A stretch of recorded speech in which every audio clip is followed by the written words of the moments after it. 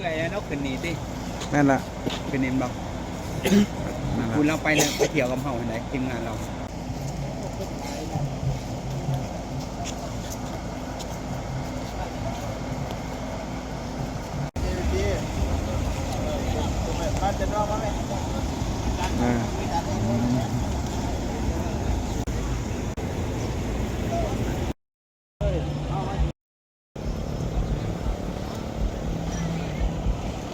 ในขณะนี้ป่าสามัคคีนครหลวงเวียงจันทร์ก็เดินทางมาหอดบ้านนุ่นสว่าง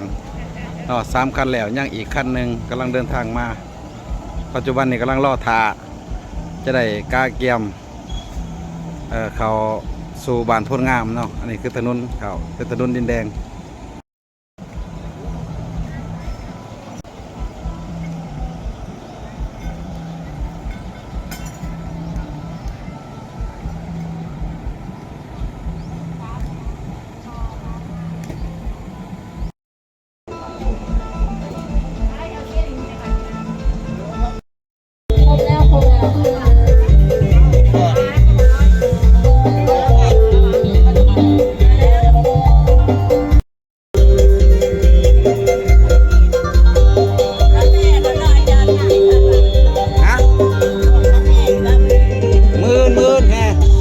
มื่อนี้บริให้ดอกมืออื่นเศร้าคนเลยให้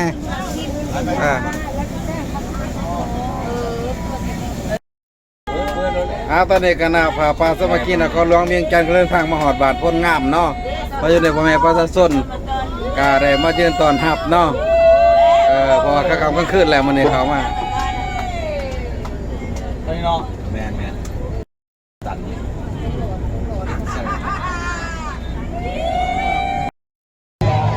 ช่วงนี้เขามาเขาเห็นขับเนาะผู้เรือก็เหมือนเห็นในช่วงบ้าง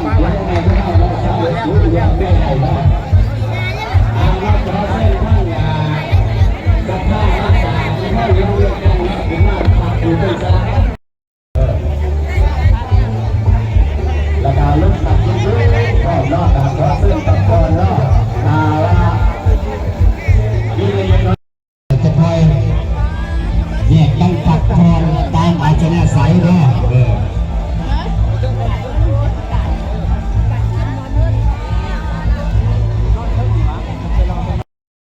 อายุมันวันยืนเนาะเพื่อเจ็บยาจุดใดเพื่อไขยาสุนีเนาะปรารถนาสิ่งใดขอได้สิ่งนั้นสมดังมโนหวังเสือเพื่อได้สังยาสุนีมาต่อคอยเงินทองลงเกินถึงลงไทยปรารถนาสิ่งพอตู่แม่ตู่พ่อย่าแม่ย่าศรัทธาเฮาเนาะดีใจร้ายที่ได้มาสาราทำรวมกันเนาะเป็นว่าท่านผู้มีศักดิ์นักปราชญ์รวมขัน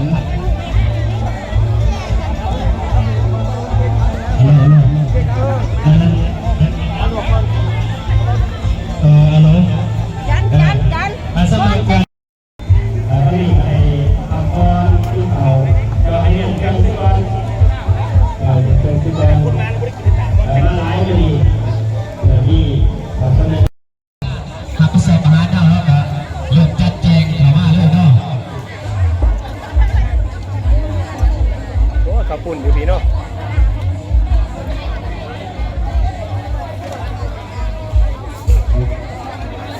พี่น้องชาวนครหลวงบริทิมแม่ป้าวัดราพุทธศาสนาเนาะเอาใจใส่สุขอยู่ครูบาอาจารย์สุขอยู่วัดราพุทธศาสนาให้เจริญรุ่งเรืองเรืองอันนี้ก็เป็นสิริมงคลให้แก่ครอบแก่ครัวเป็นสิริมงคลนะแต่ให้แก่พวกเข้าเองและลูกหลานเด่นหลอดนะเพื่อเป็นบารมีอันนี้แหละสับส่วนที่4เป็นวาระสุดท้ายที่แน่นอนเพื่อไว้เตือนสติเป็นตัวอะไรกันเป็นตัวสีไหลก็เพื่อสร้างข้าวกับตัวอะไรกู้ไหลตัวนึงก็ยังไม่ได้สร้างเรียนได้เลยกู้ของกู้ก็เพราะว่าเป็นมีเรียนไปตามแต่ไปตามอาจารย์การก่อสร้างคดีเนาะตามเจตนารมณ์ของเพื่อนนะแต่ที่ว่าตามอุดมการณ์ก็อะไรเจตนารมณ์เป็นอย่างนี้จะสั้นน่ามาต้องฟังคำอธิบายจากเพื่อนนะไปตามขั้นตอนเสด็จช่วยขั้นตอนนะครับเกิดนะปฏิบัติตามเกิดมาในจิตในใจต้องสนใจต่างเสาการต่างเสาต้องในมู่ตามศิลปะเนี่ย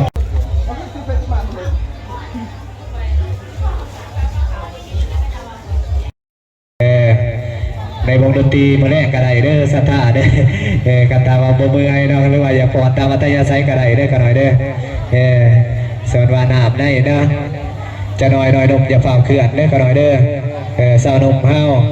สาวนมบาทเฒ่าแก่เนาะแต่ว่าจะน้อยยังสิได้รับเลี้ยงอีกได้รับเลี้ยงของว่าอาจารย์ต้องทิพย์ว่ายังอีกต่อยอดไปนำเป็นกษัตริย์ตาหารไปนำเขาเป็นระเบียบเขาบอบางกองเขาไปต่อแถวกันไปเลยมากเลยครับเสียงเจ้าหน้าประวัติศาสตร์เลยการเตรียมได้กันหน่อยเด้อทำเป็นผู้ชาชนะต้องอักอะไรต้องไทยเป็นไหนพี่น้องเข้าถ้าเขาผิดเขาที่จะเอาทางทางการอีกเป็นตัวสายสินค้าที่จะแยกเกินบ้านเลี้ยงข้าวเมืองสีตาโบสิโกตาบองเนาะแม่จันดาบ้านเลี้ยงจันโบจันโฮงพัฒนาต่อยอด200,000 กีบ200,000 กีบบุคคลรับสื่อแล้วได้ไปจันดาเด้อพัฒนา200,000 กีบตัดติดไปแล้วเขา200 ล้านกีบเด้อแม่จันดามาจากบ้านเลี้ยงคำเมืองที่โคตรบอกนครหลวงจันทร์เนาะทีมคนต่อยอดที่50,000 กีบ50,000 กีบจ้าตุกตาตุกอนุโมทามิบุคคลรับสื่อแล้วเด้อจันทร์เด้อขอบคุณมากเลยนะที่ทำเมวันแม่วันประจำบ้านถ้าเราพาจ้างทำผิดสิ่งบริจาคต่อยอดอยู่100,000 กีบ100,000 กีบจ้าถูกจะตามมาเลยจะตามแม่ย่างมาแม่เจ๊ปังกันแล้วเมืองเดินกันแล้วเมื่อไปเต้นกันหรอกวันเราบ่ได้ไปสุดท้าย100 บาทลองกินดูว่าไทยถ้ากาแฟบ้านบอกว่าสิเก็บหนองไว้เลยมันเลยเงินใช้ต่อยอดอีกเป็น50,000 กีบพระอาจารย์แสวงพระแสวงเด้อ50,000 กีบวัดป่าแล้วก็พระอาจารย์พุทธต่อยอดอยู่เขาจะกล่าวอะไรในบทก่อนหน่อยไอ้ชิบะปอนกินน้ำก่อนแล้วก็การเล่นการบนมาสาต่อกันอาจารย์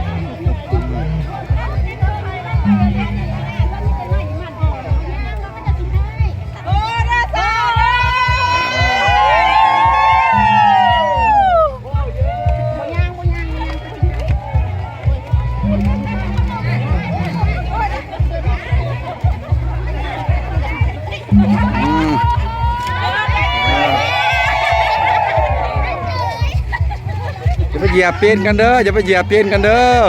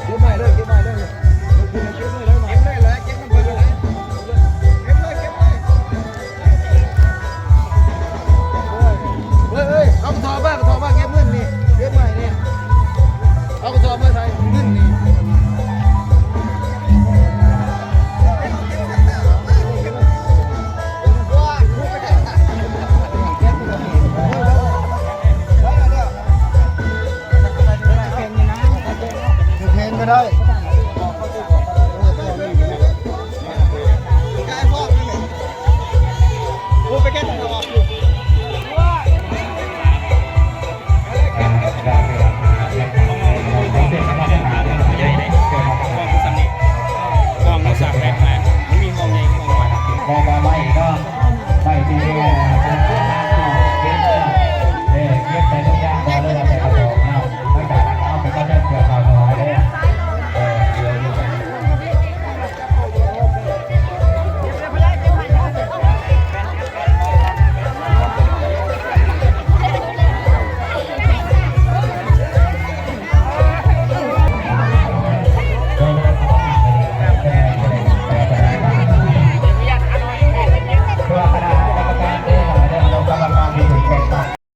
เรื่องขนาดจะเรื่องการราชการเนาะถ้าเอาว่าการเรื่องแต่ละรายเนาะของการเนาะอะไรเนาะไปเขาหัวทำการที่จะปั้นมหาวงเวลาจะตัดเดียวมีใจเนาะเนี่ยเขาบอกนะเรียกว่าคนเอาไว้ตั้งกระดาษก็เรียกกระดาษเนี่ยเอาเขามาตั้งกระดาษกระดาษเนาะเอาเขามาได้เลยเอาเขามาตั้งกระดาษเลยเอามารวมกันเลยเนาะเอามารวมกันหน่อยมันเก่าสบายเนาะการเข้าใจจับเป็นทุกคนบรรดาปฏิญาณเลยคือว่าอนุโมทนาสาธุกัน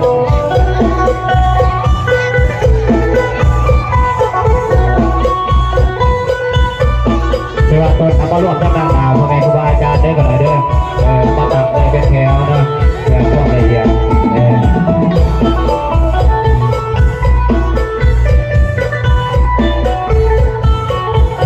คือว่าเสียงกระไรชื่อว่าตัวเราจะไม่ยังกระไรคือว่าหน่อยลงเท้าการเตรียมเด้อกันหน่อยเด้อถ้าเขาไอ้ช่วยนี่เป็นว่าเมื่อช่วยหน่อยไปทำกุฏิเด้อกันหน่อยเด้อช่วยหน่อยเด้อช่วยหน่อยกันหน่อยนะถ้านั่งนี่คนไปตารางกุฏิเด้อกันหน่อยเด้อพอพระเขาห้าจัดแจงไปแล้วยิงตามสถานที่กันหน่อยพระเมียนพ่อแม่ครูบาอาจารย์เด้อกันหน่อยเด้อเพราะว่าสถานที่เขาคือว่าศาลาลักหน่อยการลักใหญ่ในยันประเทศของยันอย่างอีก2-3 ปีเนาะเพื่อจะได้ตามเสาคือว่าตามพวกให้ครูบาอาจารย์ได้กันไหนเด้ออันนั้นพรดนตรีลงเลยเด้อ